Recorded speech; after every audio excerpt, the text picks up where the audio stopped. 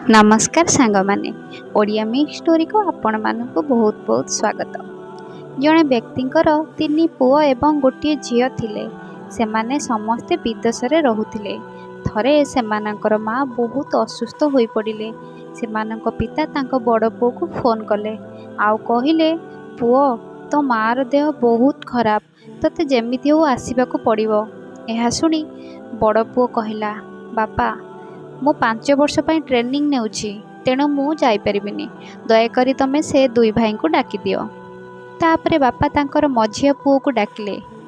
तापरे से कहिला जे बापा तुम बहु माने मो स्त्री रो देह भलो नाही, तेणु मु जाई परिबिनी, तमे से दुई भाई को डाक।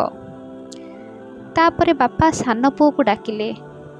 से कहिला, इंडिया को आसीबाकू मोर आउ किछि मास बाकी अछि, सेतेबेले ही मु आसी परिबी, एबे आसी परिबिनी। दयाकरी तमे सेई दुई भाई को डाक।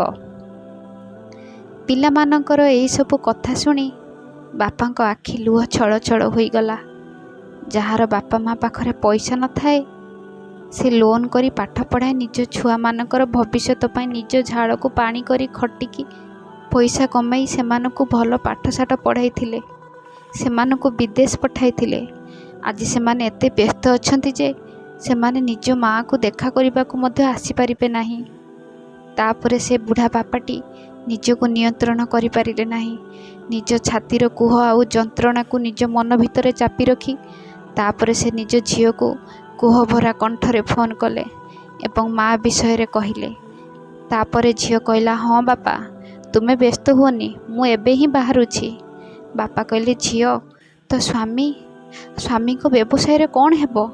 झील कहला, एही समय तुमे एक ही कथबार्ता करुछ बापा, केउ काम माँ ठारू अधिक गुरुत्वपूर्ण होई पारे? आग माँ तापरे बिजनेस, तमे तांकर जत्न नियो, मु जाई पहुँचुछि। बापा भाबिबाकू लागिले जे यह आजिर जोग, आमे गोटे पुओ मागुछु, झील नुहे। किंतु आज पुओ माने आसीबाकू मना करदेले, जहाँक पई आमे लोन करिछु, जेउथि आमे किस्ती देउछु, जेउ मानक पई दिन राति एक करी खटी संपत्ति रखुचे, सेई पुओ मानक पाखरे आज माँ को देखिबा पई समय नाही। हेले झीलटिए जेतेबेले जन्म हुए सेतेबेले बापा माँ माने भाबंती आम मुंड उपरे बुझ आसीगला। जेतेबेले माँ पेटरे झीलटिए अछि बोली जଣା पड़े, सेतेबेले ताकू किछि एमिति पापी माने अछंती माँ पेटरू ही ताकू मारी दियंती। हाथ गोड़ मुंड पेट सबू पीस पीस करी काढ़ी आणंती। सेतेबेले से छुआटी केते जंत्रणारे छटपट हेउथिबो, ता पाखरे सेतेबेले आहा पदे कहिबाकू केही नथिबे।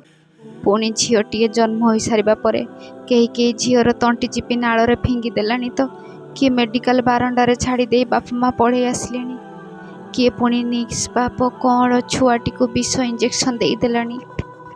ए समाजर लोक माने काहेकि एते कठोर होई जाउछंती, काहेकि बुझु नाहंती।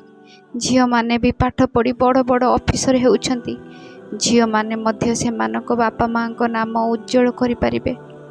आपण पुओ को जेतिक सपोर्ट करूछंती, झील को भी सेतिक सपोर्ट करंतु। देखिबे आपण आशा करिथिबा ठारू अधिक सेमाने करि पारिबे। केवल तांकु एक सुजोग देई देखंतु, सेमाने भी दिने आपणक स्थिति को बदलाई पारिबे। सेमाने भी दिने श्रीमती द्रौपदी मुर्मू, मदर टेरेसा, किरण बेदी, इंदिरा गांधी, सरोजिनी नायडू, कल्पना चावला, प्रतिभा पाटिल एमानक भली आम देशरे ना रखि पारिबे। बंधुगण, झील माने हेउचंती आम घरर लक्ष्मी। सेमानकु हत्यादर कले स्वयं माँ लक्ष्मी को कृपदृष्टि सेमानक ऊपर पड़े।